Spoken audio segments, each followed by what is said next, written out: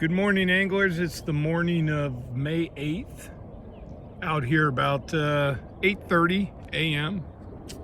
Trying a completely new spot because the area I've been fishing, they're doing some construction and they're raising the lake level, so everything's changing. The whole environment and water levels, which I don't know what that's going to do to the fishing, but we'll see. So anyway, scouted out a new area. I'm going to try this out this morning, see what happens, and hopefully we'll get into some carp action. I am fishing my Okuma Avenger rod paired with a Okuma 3000 reel. That's this one over here. And on my other one, I've got my Sonic Vader RS paired with a Cast King 4000. And I've been using these rods and reel setups for, I guess, about a month now. And I really like them. It's a good feel. They're 10-foot rods with a 3-pound test curve, so they're big enough to get out there if you need to cast far, and also long enough to drop them, drop the line in any margins when you need to get close. And they make fighting the larger carp really fun, but still give you a nice play. So all around, I'm really pleased with the rods. The reels I change from time to time. I am a big Okuma fan. I've never had any issues with any of my Okuma reels. I have had issues with the Cast King, although this one I've been using for a while now has been really good. But I find with the Cast Kings, it's kind of hit and miss. They're either really good or they're defective. So I guess it depends what lot you get. Anyway, stay tuned. Hopefully the next time I come on, it's because I'm fighting a fish. Well, I'm starting to get a little play on this pole. On my other pole, I just had a nice little run rip, about 15 feet of line, and then it just stopped. So obviously he took the bait, but it didn't, the hook didn't set. So I'm going to reel the other one in here shortly. I'll give it a couple minutes to see if he comes back. But this one started getting some play on some real light bumps. So it tells me something's around there showing some interest. And hopefully we'll get a run on this one. We'll see. There we go, Bobby. Oh yeah, baby. Okay, we got a runner, folks. Okay. Whew. He's running. I got my partner coming over so I can fight this guy.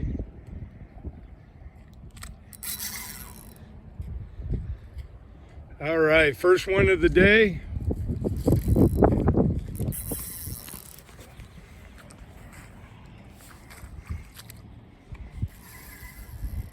Oh, a lot of action there. Yeah, I got this drag pretty tight. And he's taking me where he wants.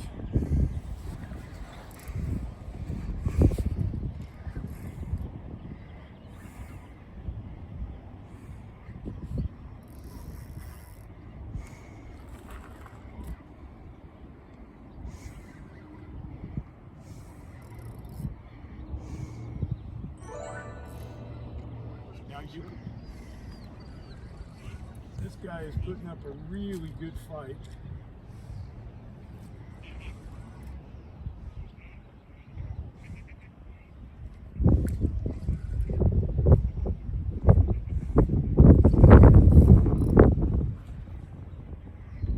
Oh, he's still out there a ways. I had him in close. There he is.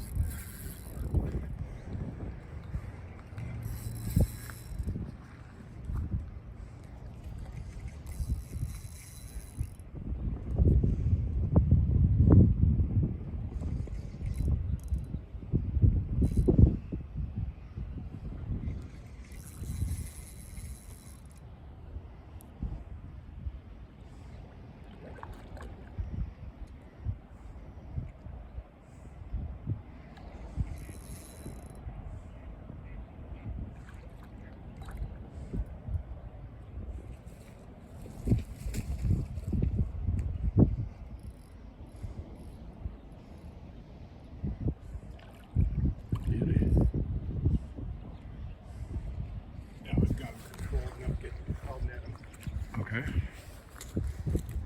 Finally tired him out. Yeah.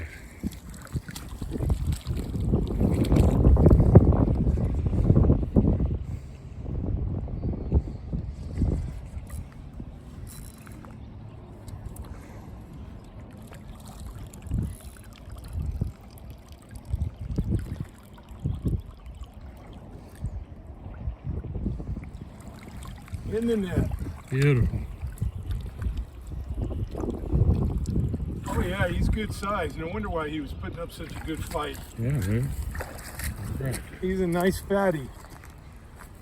Oh, it is. Okay, we're gonna put this one back in the water. Unhurt, nice fish. First one of the day. Hopefully there's a lot more to come. There you go, buddy. Well, my partner Mad Dog Bobby showed up. He was fishing way down on the other side of the lake, but didn't get any action, so he came over here. As you saw earlier, I've only had one fish so far. Have had a lot of bumps and bites, but overall the action's been somewhat slow. So while we're in between fish, let's talk a moment about slack line versus tight line, because I get a lot of questions about that. It depends on the type of fishing that I'm doing, but I will tell you, when I'm using a method feeder on a hair rig like I'm doing today with a dual drag system reel or bait runner, bait feeder, whatever term you want to use, I like to go with what I would call the line being snug. The reason is there's no tension on the line when the carp picks up the hair rig and takes off. So I want to be able to see if I'm getting bumped or feeding without them taking off. If you have a slack line, you're not going to be able to see that. So it doesn't make my way right and the other way wrong, not at all. It's just the way I like to fish it. It's been, very productive for me. So I just like to share what I do. It's not that my way is the only way or the right way. It's just what I'm currently doing. So again, if I'm using a method feeder off the bottom like I am today, I like my line to be, snugged up. So any type of hit, bump, I can see what's going on. All right, next time we're on, hopefully it'll be because either me or Mad Dog Bobby are fighting a fish. Hey, Bobby, we got run number 2, folks. Oh, there it goes. Oh, there it goes. Look at that. There it goes. Whoa. Okay.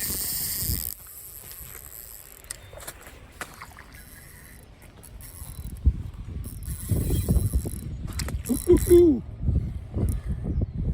Well, folks, like I said before, I needed better equipment, and I do have it coming. I have a new tripod coming so that this will get less clunky with the phone, so I apologize for that. Well, luckily I got my partner Mad Dog Bobby on the video, but this is run number 2 so far. We'll see if I can land him here. He sure was pulling a lot of line. I'm running 20-pound braid, and I have my drag set extremely tight. And I do that for a couple reasons. One, so that I can help control the fish and keep it away. There's a lot of structure where we're fishing today, so I don't want him going in certain areas, so I'm trying to keep that from happening. But 2, it also tells me what kind of fish I've got on. If he can pull this drag with ease, then I've got a good size fish. So sometimes if and you can see the way he's pulling this drag, like I don't even have any tension set, but the tension is actually very tight. So he feels fairly heavy. I will say the carp we've been catching in this particular area, and I know Mad Dog can attest for this, are very strong, aren't they, Mad Dog? Yes, indeed, they sure are. Yeah, they're very feisty. They're very healthy. Very healthy, very muscular. Yeah, and they put up a good fight. Even the 8 to 10 pounders, I have had fight better than some of the 15 to 20 pounders that I've caught in other areas. So it makes it enjoyable when you're fishing for carp. When they're really strong like that, it makes the fight that much better. And let's see, he's going. Okay, we're getting closer. There's a big obstacle. There's a couple buckets in the water there that if he gets me wrapped around those, it will snap my line. Oh, something just popped. I think he was in some weed.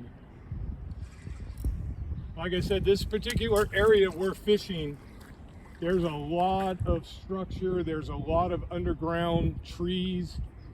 So There he is out there.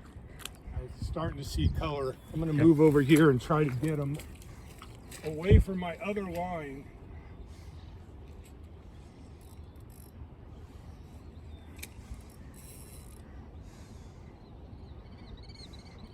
Yeah, he's a very strong fish. And he's tiring out now, so I'll be able to net him.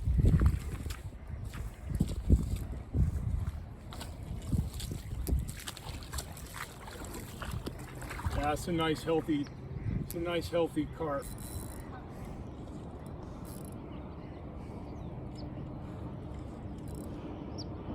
One thing about running a long pole is it does make it a little bit more challenging when you're going to net. Okay, let's turn them, turn.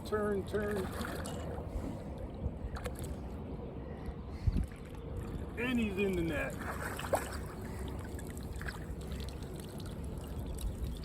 Oh yeah, nice healthy. This is in Beautiful.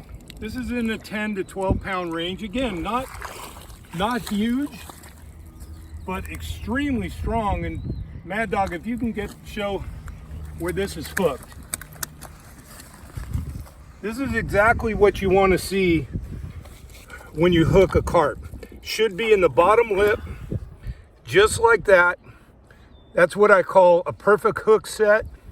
That means my setup is working exactly how designed.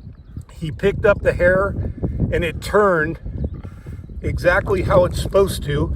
Pops out real easy, no harm to the fish. And we'll take a photo of this and then we'll release him. Okay, and we're gonna release number 2. So the action started off a little slow, but it's kind of picking up now. And there we go. Unharmed.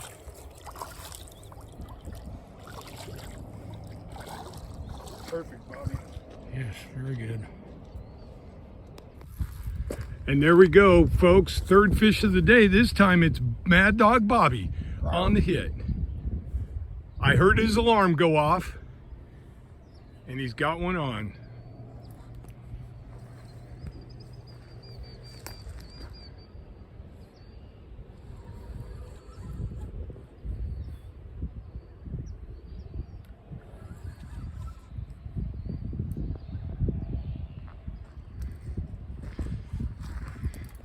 See, Mad Dog, I told you I'd put you in a good spot. Well, you sure did. You made a good call there, John. Yep, see? I don't steer my partners wrong. You do a good job. I want my partners to catch fish.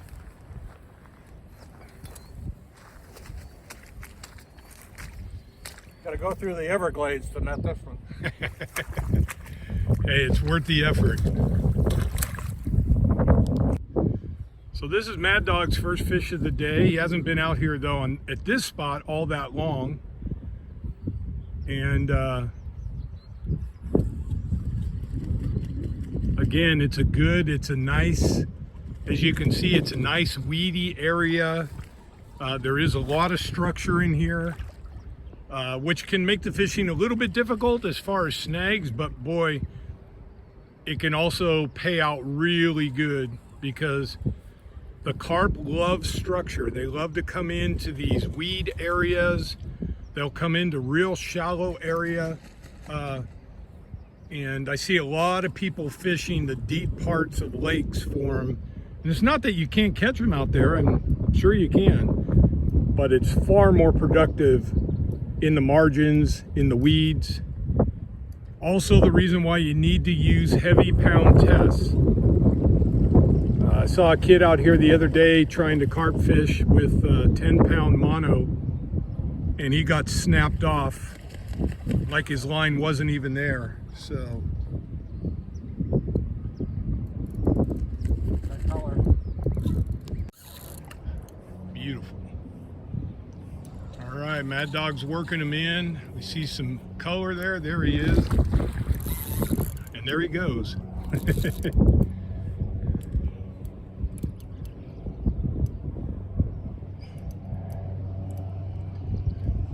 You tell me if you want to net him or you want me to net him. I'll net him. Okay. Oh yeah, he's tiring them out, folks. Nice looking carp. Oh, it is. Nice, healthy. Like I mentioned before, the carp we're catching out here right now, this time of year, very, very strong, very healthy. Makes for a lot of fun on the fight. As you can see, look at that pole. And this is his Penn Squadron 3 that Bobby recently switched to. Is it a 7.6 or a 7 foot? I think it's 7 foot. 7 foot Penn Squadron 3. You can get this rod at Walmart. And it's the main rod I was using before I switched to the carp rods. And I gotta tell you, it's a great, you want a rod with a good feel, good backbone, can handle the big fish as well as smaller fish. I can't say enough about the Penn Squadron 3. And cheap. I mean, relatively cheap. I mean, for under 50 bucks or around 50 bucks, you can have a great rod. That's a good fish there, Mad Dog. Let's get him in the net. Oh, nicely done. He is in the net. Oh, big fish. Big fish. Big heavy fish. Okay, for those of you who are wondering, again, this is Mad Dog's setup. He's using a spring feeder on a hair rig, and again, bottom lip set. You could see the piece of corn still hanging there. We're about to pop the hook, but I wanted to show just a straight method feeder using a spring feeder to a hair rig that Mad Dog makes himself, but you can make them yourself or buy them, and the piece of corn.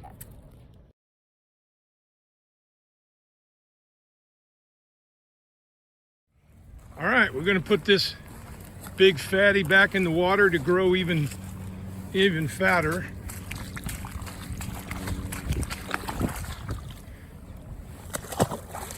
And there it goes. Nicely done. All right. How about a thumbs up from Mad Dog? All right. Hey, Bobby.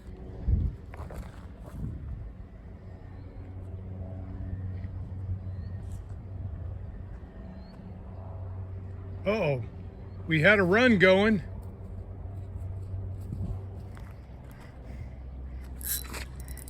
There we go. Boy, I don't know if he came back for it He might have still been on. or he was on, but I didn't feel him. He ran and then he just stopped. But I thought for a second, oh, that might be a cat.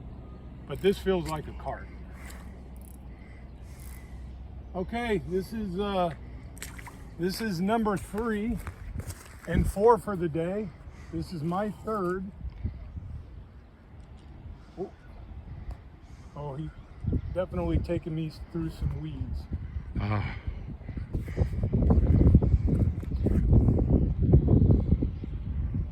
Boy, he was swimming straight into me. Yeah, it must have been. Okay, this one I think is a little bit smaller. Oh, there he takes, he just took off. Oh, I'm trying to keep it out of my other line.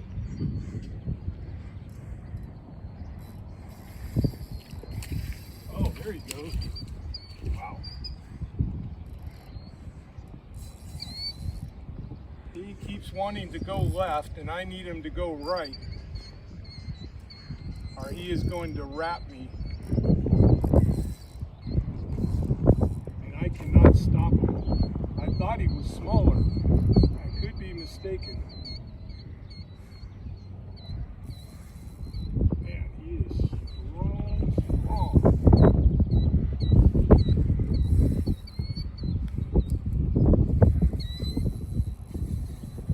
Wow.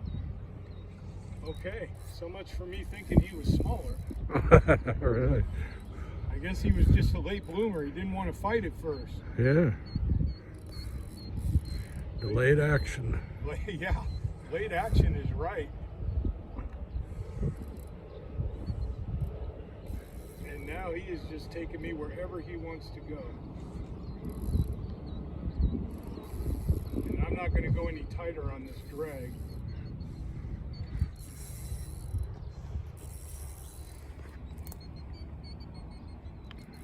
Okay, at least I got him back to the right.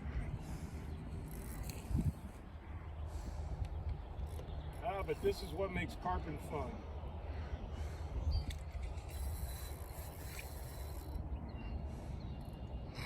Wow. And there he goes back to the left again. Back on it.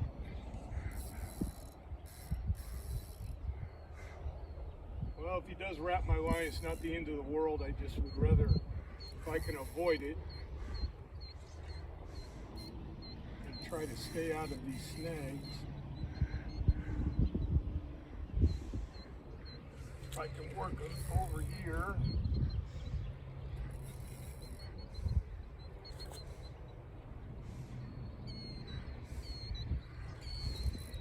This is a strong fish.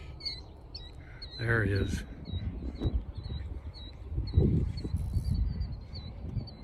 Drag as tight as I have it, for him to be pulling it like this, taking me left and right. That is a strong fish. Wow, he is. Boy, he's got some pretty color. Yeah, silver. Yeah. Got a silver color to him.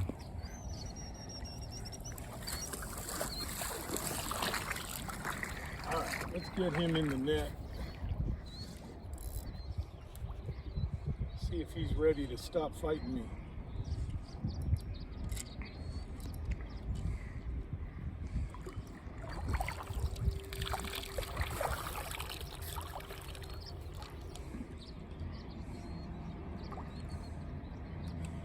Come on, turn, turn, turn. There we go. There we go. All right. Okay. Good job, Johnny. I was wrong. He was bigger than I thought. Yeah. Oh yeah, he's a horse. Wow, that was deceiving. He's much bigger than I thought. He sure is. Beautiful. Look at the fat body on him. Yep. And look at that hook set. Okay, you can see the hook set once again, right in the lower lip, right where it's supposed to be. We'll just pop it out, and he's good to go. This is a nice, what I call a chunky monkey. Say goodbye. He's, oh.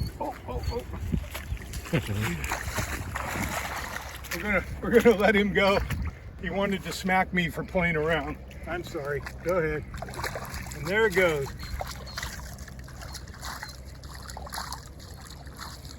He's on. Yeah, baby.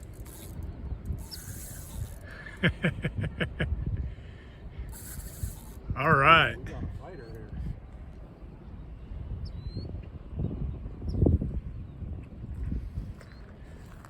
Oh, he's a mean one. This is fish number 5 on the day. He's a mean one, Mr. Grinch.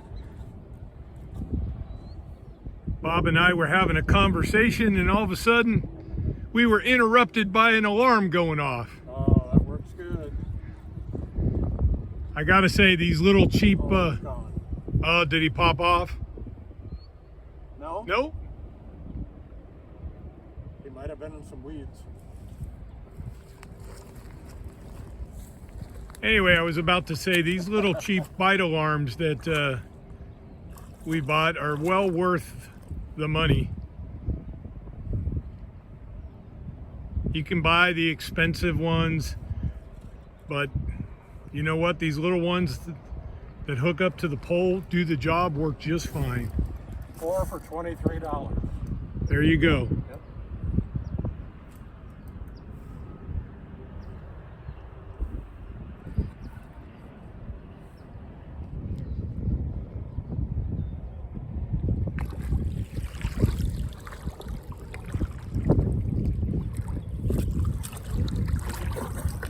And he's in the net.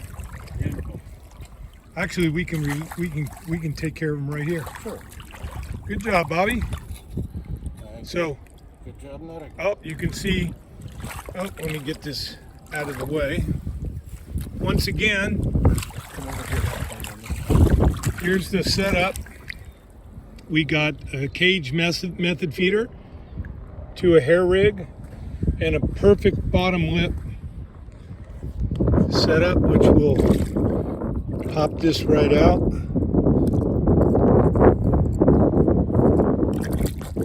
There we go.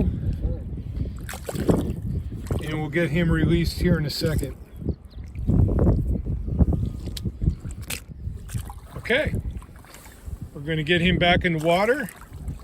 Fish number 5 on the day. There he goes. Well, anglers, packing up for the day. Did about a half day today. Landed 5 fish. So with this new area that we tried. So did hit a few snags, lost a little bit of gear, but that's all part of it.